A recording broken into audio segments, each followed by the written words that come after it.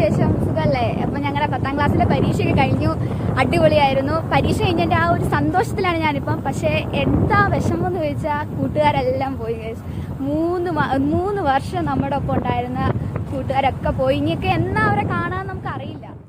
Hi കൂട്ടുകാരെ, നമസ്കാരം. അജീഷാണ്, Idukki chillies കേട്ടോ. അപ്പോൾ ഇന്നത്തെ നമ്മുടെ യാത്ര എന്ന് പറയുന്നത് എൻ്റെ മോള് പഠിക്കുന്ന സെൻറ് തോമസ് ഹൈസ്കൂളിലേക്കാണ് നമ്മുടെ യാത്ര കേട്ടോ. നമുക്കറിയാം, കഴിഞ്ഞ കുറച്ച് ദിവസങ്ങൾക്ക് മുമ്പ് SLC എക്സാം തുടങ്ങിയപ്പോൾ ഞാൻ റീൽസ് ഇട്ടിട്ടുണ്ടായിരുന്നു. അത്യാവശ്യം അത് വൈറലായി കയറിപ്പോയി കേട്ടോ.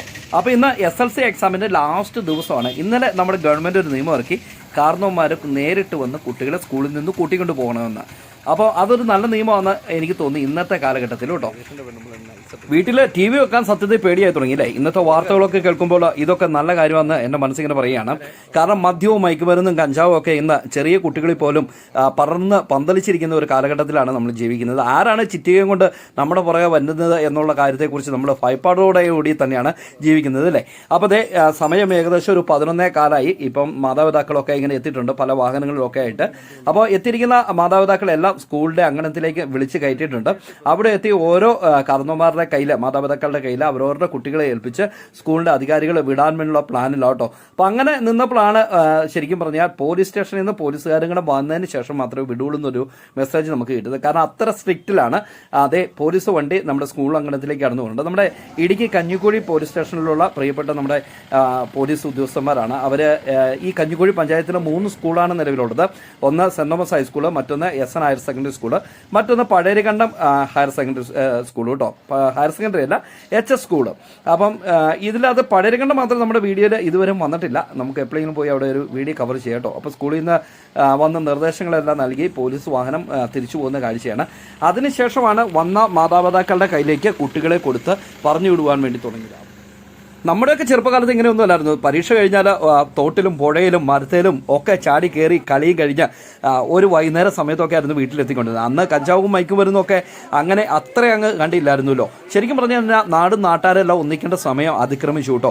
നിങ്ങളുടെയൊക്കെ നാട്ടിൽ മദ്യവും മയക്കുമരുന്നും അതുപോലെ കഞ്ചാവും ഒക്കെ കൊച്ചു കുട്ടികൾക്ക് കൊടുക്കുന്നതും അതുപോലുള്ള പ്രവർത്തനങ്ങളൊക്കെ കണ്ടാൽ യോദ്ധാവിൻ്റെ നമ്പറിലേക്ക് വിളിച്ച് തീർച്ചയായിട്ടും നിങ്ങൾ അധികാരപ്പെട്ടവരെ അറിയിക്കണം. യോദ്ധാവ് അത് പൂർണ്ണ രഹസ്യമാക്കി തന്നെ വെക്കുന്നതാണ് കേട്ടോ.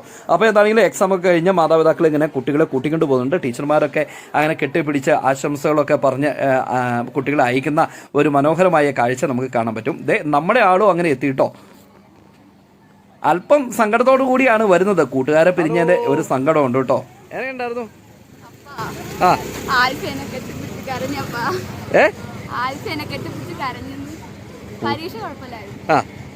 എളുപ്പമായിരുന്നോ? സങ്കടമാണോ?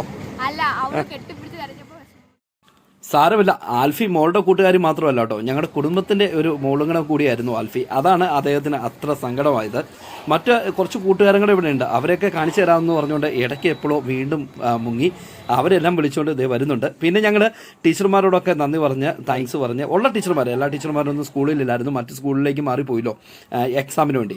അപ്പോൾ അത് കഴിഞ്ഞിട്ട് ഞങ്ങളുടെ ടീച്ചർമാരോടെല്ലാം നന്ദി പറഞ്ഞ് ഞങ്ങൾ മാക്സിമം ഇതേ സ്കൂളിൽ നിന്ന് പിരിയുകയാണ്. അപ്പോഴാണ് ബാക്കിയുള്ള കൂട്ടുകാരെ എല്ലാം വിളിച്ചുകൊണ്ടിരുന്നത്. എല്ലാവരുമായിട്ട് കൂട്ടുണ്ടെങ്കിലും ഇവരൊരു ഗ്യാങ് ആയിട്ട് വീട്ടിലെ കാര്യങ്ങളെല്ലാം അങ്ങോട്ടും ഇങ്ങോട്ടും എല്ലാ വിഷയങ്ങളും വീട്ടുകാർ തമ്മിൽ വിളിച്ച് അങ്ങനെയുള്ള ഒരു സ്നേഹബന്ധത്തിൽ നടന്ന കുട്ടികളാണ്. ഇതിൽ എൻ്റെ ക്ലാസ്മേറ്റിൻ്റെ മക്കളും ഉണ്ട് കേട്ടോ.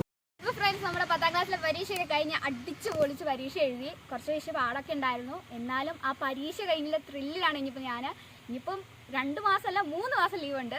ഇനി അടിച്ച് പൊളിച്ച് എല്ലാ ആൻറ്റിമാരുടെ അടുത്ത് പോയി അടിച്ച് പൊളിച്ച് നല്ല രസമാക്കണം. പക്ഷെ എന്താ എൻ്റെ വിഷമം എന്ന് ചോദിച്ചാൽ, ഇനി നമ്മുടെ കൂട്ടുകാരെ ഒന്നും കാണാൻ പറ്റില്ല. 1-2 പേര് നമ്മുടെ കൂടെ ഉണ്ടായി, അല്ലെങ്കിൽ ആരെയും നമ്മളെ അങ്ങനെ കാണാനൊന്നും പറ്റില്ല.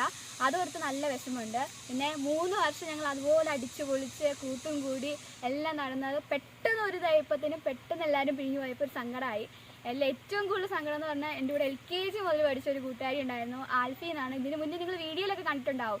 അവൾ എന്നെ വന്നിട്ട് പരീക്ഷ കഴിഞ്ഞ് ഞാൻ ഇറങ്ങിയില്ല, ക്ലാസ്സിൽ നിന്ന് ഇറങ്ങിയതിന് മുന്നേ വന്ന് എന്നെ കെട്ടിപ്പിടിച്ച് അങ്ങ് കരഞ്ഞു. അപ്പോൾ എനിക്ക് ഭയങ്കര സങ്കടമായിപ്പോയി.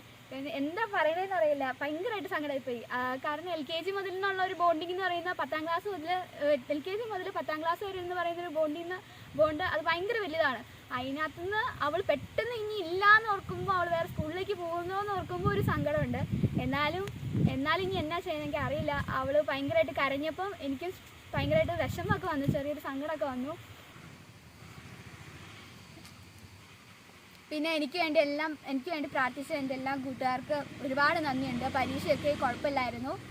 അതുപോലെ എൻ്റെ ടീച്ചേഴ്സ്, എൻ്റെ കൂട്ടുകാർ, അവർക്കൊക്കെ ഞാൻ ഒരുപാട് നന്ദി പറയുകയാണ്. എന്നെ ഒരുപാട് മോട്ടിവേറ്റ് ചെയ്ത ടീച്ചേഴ്സൊക്കെ ഉണ്ട്. അവരോടൊക്കെ ഞാൻ ഭയങ്കരമായിട്ട് ഒരുപാട് നന്ദി ഞാൻ പറയുകയാണ്.